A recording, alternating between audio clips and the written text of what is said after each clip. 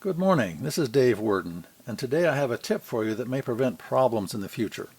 Most euphoniums now have gone to plastic valve guides here, which run up and down in the groove quietly.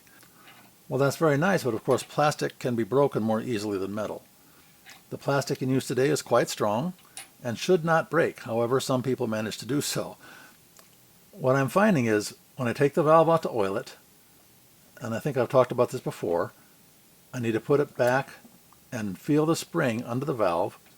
I'll rotate the valve and remove the horn, which I can't do right now for the photography, but notice that I'm not rubbing the guide on top of the cylinder here.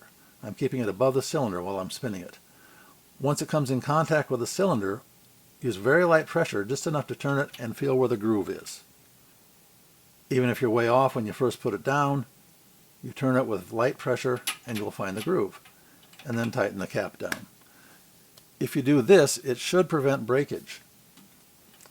Many people, though, are quite clumsy, and I have been myself, I confess, sleepy or whatever, in a hurry, and I will bounce it like that off the top here.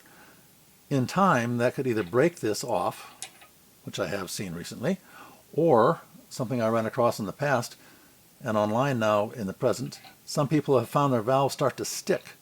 That's because this guide has become mushroomed or distorted here at the bottom where it contacts the cylinder.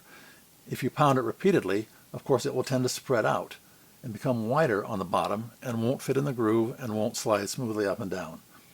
So again, care is all that's needed. If you need to spin the valve a little bit, do it without touching the guide down.